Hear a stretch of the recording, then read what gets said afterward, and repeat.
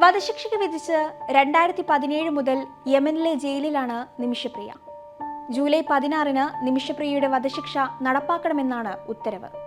നിമിഷപ്രിയയുടെ മോചനത്തിനായി കുടുംബവും ആക്ഷൻ കൗൺസിലും പൊരുതുന്നതിനിടെയാണ് ഉത്തരവെത്തിയത്. നിമിഷയെ കാത്ത് വധശിക്ഷയും. പാലക്കാട് കൊല്ലങ്കോട് തേക്കിൻചിറയിൽ നിന്ന് നിമിഷപ്രിയ നേഴ്സായി യമനിലെത്തുന്നത് 2008-ലാണ്. പിന്നെ 2011-ൽ വിവാഹം കഴിഞ്ഞു. വരൻ കൊല്ലങ്കോട്ട് മാത്തൂരിലെ തോട്ടം കാര്യസ്ഥനായിരുന്ന തൊടുപുഴ സ്വദേശി ടോമി. വിവാഹം കഴിഞ്ഞ് ഒരു വർഷത്തിന് ശേഷം 2012-ൽ നിമിഷയും ടോമിയും ഒരുമിച്ച് യമനിലേക്ക് മടങ്ങി. ടോമിക്ക് യമനിലെ ഒരു സ്വകാര്യ സ്ഥാപനത്തിൽ ജോലി ലഭിച്ചു. എന്നാൽ സ്വന്തമായൊരു ക്ലിനിക് തുടങ്ങാനായിരുന്നു ഇരുവരുടെയും ആഗ്രഹം. പക്ഷേ യമൻ നിയമം അനുസരിച്ച് ഒരു യമൻ പൗരന്റെ ഉത്തരവാദിത്തത്തോടെ അല്ലാതെ ക്ലിനിക് തുടങ്ങാനാവില്ല. ഈ നിയമം മറികടക്കാൻ ഇരുവരും കണ്ടെത്തിയ പോംവഴിയായിരുന്നു തലാൽ അബ്ദുൾ മഹദി എന്ന യമൻ പൗരൻ. നിമിഷ നേഴ്സായി ജോലി ചെയ്തിരുന്ന ക്ലിനിക്കിൽ പതിവായി എത്തിയിരുന്ന മഹദിയുമായി ഇരുവരും സൗഹൃദത്തിലായി. ക്ലിനിക്ക് തുടങ്ങാൻ സഹായിക്കണമെന്ന ആഗ്രഹം പറഞ്ഞതും മഹദി സമ്മതം മൂളി. മൂലധനമായി കയ്യിലുണ്ടായിരുന്ന സർവ്വസമ്പാദ്യവും അവർ മഹദിക്ക് കൈമാറി.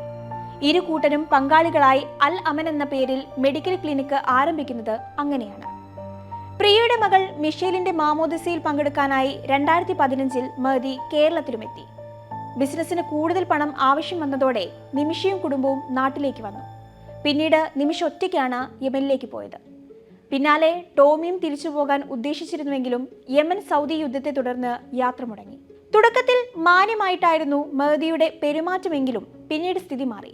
നിമിഷ തന്റെ ഭാര്യയാണെന്ന് അയാൾ പലരെയും വിശ്വസിപ്പിച്ചു. ഇതിനായി വ്യാജ വിവാഹ സർട്ടിഫിക്കറ്റ് വരെ ഉണ്ടാക്കി. ഭീഷണിപ്പെടുത്തി മതാചാര പ്രകാരം വിവാഹം നടത്തി. ഇരുവരും ചേർന്ന് തുടങ്ങിയ ക്ലിനിക്കിലെ വരുമാനം മുഴുവൻ മഹദി ഒറ്റയ്ക്കെടുത്തു. സ്വർണമെടുത്ത് വിറ്റു. തോക്ക് ചൂണ്ടി ഭീഷണിപ്പെടുത്തി നിമിഷയുടെ പാസ്പോർട്ടും അയാൾ കൈക്കലാക്കി. അധികൃതർക്ക് പരാതി നൽകിയ നിമിഷപ്രിയയെ മഹദി ക്രൂരമായി മർദ്ദിച്ചു. നിമിഷയുടെ ക്ലിനിക്കിൽ സഹപ്രവർത്തകയായി ഹനാൻ എന്നൊരു യമനി യുവതിയുണ്ടായിരുന്നു. മഹദിയുടെ മർദ്ദനത്തിൽ നിന്ന് അവർക്കും രക്ഷയുണ്ടായിരുന്നില്ല. വർഷം 2017. മഹദിയുടെ ക്രൂരകൃത്യങ്ങളിൽ സഹികെട്ട നിമിഷയ്ക്ക് ഹനാൻ ഒരു പോംവഴി പറഞ്ഞു കൊടുത്തു. മഹദിയെ മരുന്ന് കുത്തിവെച്ച് മയക്കി പാസ്പോർട്ട് വീണ്ടെടുത്ത് രക്ഷപ്പെടുക.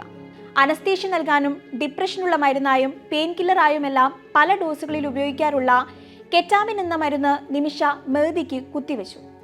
എങ്ങനെയെങ്കിലും നാട്ടിലെത്താൻ ശ്രമിച്ച തന്നെ അതിർത്തിയിൽ വെച്ച് പോലീസ് പിടികൂടി. ഇതാണ് നിമിഷ കോടതിയിൽ പറഞ്ഞത്. ജീവൻ അപകടത്തിലാകുമെന്ന ഘട്ടത്തിലാണ് താൻ മഹദിയെ ബോധം കെടുത്തിയതെന്നും നിമിഷ കോടതിയിൽ വാദിച്ചു. എന്നാൽ ഇതല്ല പോലീസ് ഭാഷ്യം.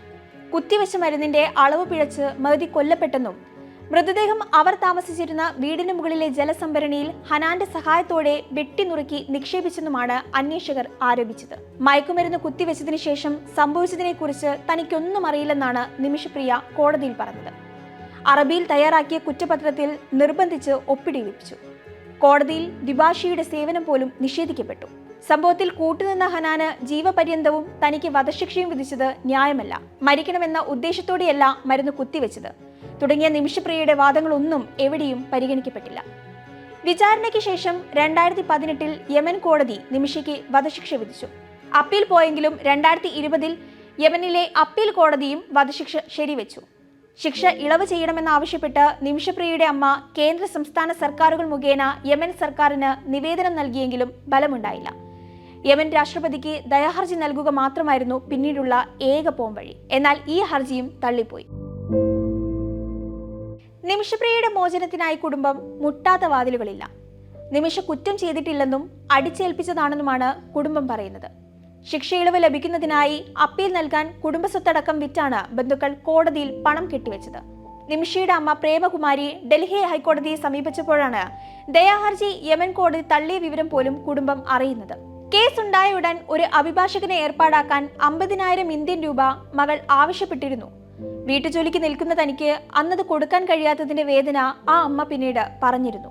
പിന്നീട് 2024 ഏപ്രിലിൽ മഹദിയുടെ കുടുംബത്തെ കണ്ട് ദയ യാചിക്കാൻ ആ അമ്മ യമനിലുമെത്തി. നിമിഷപ്രിയയുടെ മോചനത്തിനായി 2021 ഓഗസ്റ്റിൽ ഇന്ത്യയിൽ സേവ് നിമിഷപ്രിയ ആക്ഷൻ കൗൺസിൽ രൂപീകരിച്ചിരുന്നു. സുപ്രീം കോടതിയിൽ നിന്ന് വിരമിച്ചതിനു ശേഷം രാജ്യാന്തര തലത്തിൽ തന്നെ അറിയപ്പെടുന്ന മധ്യസ്ഥനായ ജസ്റ്റിസ് കുര്യൻ ജോസഫിന്റെ നേതൃത്വത്തിലായിരുന്നു കൗൺസിൽ രൂപീകരിച്ചത്. അഭിഭാഷകർ, മുൻ നയതന്ത്ര ഉദ്യോഗസ്ഥർ, വിദേശത്തു നിന്നുള്ള ഇന്ത്യൻ പ്രതിനിധികൾ എന്നിവരെല്ലാം കൗൺസിലിന്റെ ഭാഗമായിരുന്നു. സർക്കാർ ഇതര സന്നദ്ധ സംഘടനകൾ, അന്താരാഷ്ട്ര ഏജൻസികൾ തുടങ്ങിയവരുടെ സഹകരണത്തോടെ മോചന ദൗത്യം ഏകോപിപ്പിക്കുകയാണ് ഇതിന്റെ ലക്ഷ്യം. യമനിലെ മേൽക്കോടതികൾ വിചാരണ തുടങ്ങിയപ്പോൾ തന്നെ ആക്ഷൻ കൗൺസിൽ ഇന്ത്യൻ സർക്കാർ തലത്തിലും എംബസി തലത്തിലും കോടതി തലത്തിലും ഇടപെടൽ ആവശ്യപ്പെട്ടിരുന്നു. തുടർന്ന് യമനിലെ തന്നെ മുതിർന്ന അഭിഭാഷകന്റെ സേവനം നിമിഷപ്രിയയ്ക്ക് ലഭ്യമാക്കി. ദിയാദനം നൽകി കേസ് അവസാനിപ്പിക്കാനായി തലാൽ മുഹമ്മദിന്റെ കുടുംബവുമായി നടക്കുന്ന ചർച്ചകൾക്കും ആക്ഷൻ കൗൺസിലാണ് നേതൃത്വം നൽകുന്നത്. നിമിഷപ്രിയ ഇന്റർനാഷണൽ ആക്ഷൻ കൗൺസിലിന് വേണ്ടി സുപ്രീം കോടതി അഭിഭാഷകൻ അഡ്വക്കേറ്റ് സുഭാഷ് ചന്ദ്രൻ ഡൽഹി ഹൈക്കോടതിയിൽ നൽകിയ ഹർജിയിൽ കേന്ദ്ര സർക്കാരിനോട് കോടതി വിശദീകരണം തേടിയിരുന്നു. നിമിഷപ്രിയയുടെ കേസിൽ നേരിട്ട് ഇടപെടാനാവില്ലെന്നും എന്നാൽ കുടുംബത്തിന് എല്ലാ സഹായങ്ങളും നൽകാൻ സന്നദ്ധമാണെന്നുമായിരുന്നു അന്ന് സർക്കാർ വ്യക്തമാക്കിയത്. നിമിഷപ്രിയയുടെ മോചനത്തിനായി എല്ലാ ഇടപെടലുകളും നടത്തുമെന്ന് സംസ്ഥാന സർക്കാരും കുടുംബത്തിന് ഉറപ്പു നൽകിയിരുന്നു. നിമിഷപ്രിയയുടെ മോചനത്തിനായി നയതന്ത്ര ഇടപെടലടക്കം ആവശ്യപ്പെട്ട് കേരളത്തിൽ നിന്നുള്ള നിരവധി നേതാക്കൾ കേന്ദ്ര സർക്കാരിനെ സമീപിച്ചു കഴിഞ്ഞു. ദിയാദനം നൽകിയാൽ മോചനം സാധ്യമാണെങ്കിൽ അത് നൽകാൻ സന്നദ്ധനാണെന്ന് മലയാളി വ്യവസായി യൂസഫ് അലിയും വാക്ക് നൽകിയിരുന്നു. ഉയർന്ന വധശിക്ഷാ നിരക്കിന് പേരുകേട്ട രാജ്യമാണ് യമൻ. പ്രായപൂർത്തിയാകാത്തവരെയും സംശയാസ്പദമായ സാഹചര്യങ്ങളിൽ വിചാരണ ചെയ്യപ്പെടുന്ന വ്യക്തികളെയും അടക്കം ഇവിടെ വധശിക്ഷയ്ക്ക് വിധേയമാക്കാറുണ്ട്. Amnesty International, Human Rights Watch തുടങ്ങിയ മനുഷ്യാവകാശ സംഘടനകൾ പലപ്പോഴും രാജ്യത്തെ നടപടിക്രമ ലംഘനങ്ങൾ, നിർബന്ധിത കുറ്റസമ്മതം, പരിമിതമായ നിയമസഹായം എന്നിവ ചൂണ്ടിക്കാട്ടിയിട്ടുണ്ട്. പ്രത്യേകിച്ച് ന്യായമായ വിചാരണ മാനദണ്ഡങ്ങൾ പാലിക്കാത്ത സാഹചര്യങ്ങളിൽ വധശിക്ഷകൾ നിർത്തണമെന്ന് UN വിദഗ്ധർ യമനോട് ആവശ്യപ്പെട്ടിട്ടുമുണ്ട്. ശരീഅത്ത് തത്വങ്ങളുള്ള ക്രിമിനൽ കോടതികൾക്ക് കീഴിലാണ് യമനിലെ വിചാരണകൾ നടക്കുന്നത്. വധശിക്ഷ ലഭിക്കാവുന്ന കേസുകളിൽ വിധിന്യായങ്ങൾ പലപ്പോഴും പുരുഷ സാക്ഷികളുടെ മൊഴിയെയും കുറ്റസമ്മതത്തെയും ആശ്രയിച്ചിരിക്കും. പ്രതികൾക്ക് ഒന്നിലധികം തലങ്ങളിൽ അപ്പീൽ നൽകാം. ഇത് യമൻ സുപ്രീം കോടതി അവലോകനം ചെയ്യും. യമൻ പ്രസിഡന്റിന്റെ അനുമതിയില്ലാതെ ഒരു വധശിക്ഷയും നടപ്പിലാക്കാൻ കഴിയില്ല. നിമിഷപ്രിയയുടെ കാര്യത്തിൽ പ്രസിഡന്റും അനുമതി നൽകി കഴിഞ്ഞു. പിന്നെ ആകെയുള്ള വഴി ബ്ലഡ് മണിയാണ്. ഇസ്ലാമിക നിയമം അനുസരിച്ച് കുറ്റകൃത്യങ്ങളുടെ ഇരകൾക്ക് കുറ്റവാളികളെ എങ്ങനെ ശിക്ഷിക്കണമെന്ന് തീരുമാനിക്കാനുള്ള അവകാശമുണ്ട്. കൊലപാതകത്തിന്റെ കാര്യത്തിൽ ഈ തത്വം ഇരകളുടെ കുടുംബങ്ങൾക്ക് ബാധകമാണ്. നഷ്ടപരിഹാരം നൽകുന്നതിന് പകരമായി ഇരയുടെ കുടുംബത്തിന് പ്രതിക്ക് മാപ്പ് നൽകാം. ഇരയുടെ കുടുംബത്തിന് നഷ്ടപരിഹാര നീതി ഉറപ്പാക്കുന്നതിനോടൊപ്പം ക്ഷമയുടെ ഗുണത്തെ പ്രോത്സാഹിപ്പിക്കുക എന്നതാണ് ഇതിനു പിന്നിലെ ആശയമെന്ന് പണ്ഡിതന്മാർ വിശ്വസിക്കുന്നുണ്ട്. പ്രതിയുടെ കുടുംബമോ പ്രതിനിധികളോ ഇരയുടെ കുടുംബവുമായുള്ള ചർച്ചകളിലൂടെയാണ് സാധാരണയായി തുക നിശ്ചയിക്കുന്നത്. ഇത് പലപ്പോഴും സ്വകാര്യമായിരിക്കും. കുടുംബത്തിലെ എല്ലാ അംഗങ്ങളും മാപ്പ് നൽകാൻ തയ്യാറായാൽ മാത്രമേ മോചനം സാധ്യമാവൂ. നിമിഷപ്രിയയുടെ കേസിൽ വധശിക്ഷയിൽ നിന്ന് വിടുതൽ ലഭിക്കാൻ $10 ലക്ഷം ദിയാദനമായി നൽകാമെന്നാണ് ഏറ്റവും ഒടുവിൽ യമൻ പൗരന്റെ കുടുംബത്തെ അറിയിച്ചത്. എന്നാൽ മഹദിയുടെ കുടുംബത്തിലെ ചില അംഗങ്ങൾ മാപ്പ് നൽകുന്നതിനോട് വിയോജിച്ചിരിക്കുകയാണെന്നാണ് വിവരം. മിക്ക കേസുകളിലും വെടിവെച്ചാണ് വധശിക്ഷ നടപ്പിലാക്കുന്നത്.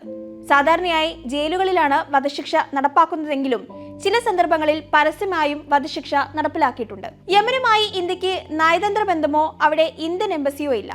യമനിൽ ആഭ്യന്തര പ്രശ്നങ്ങൾ ഉണ്ടായതിനെ തുടർന്ന് 2016 മുതൽ ഇന്ത്യയിൽ നിന്ന് അവിടേക്ക് യാത്രാ വിലക്കുമുണ്ട്.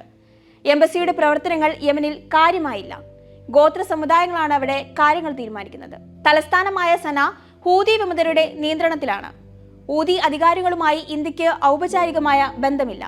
ഇത് നയതന്ത്ര ഇടപെടൽ സങ്കീർണമാക്കുന്നുണ്ട്. ഇതിനിടെ വിദേശകാര്യ മന്ത്രാലയം ഇറാന്റെ പങ്കാളിത്തം തേടാൻ ശ്രമിക്കുന്നതായും റിപ്പോർട്ടുകളുണ്ട്.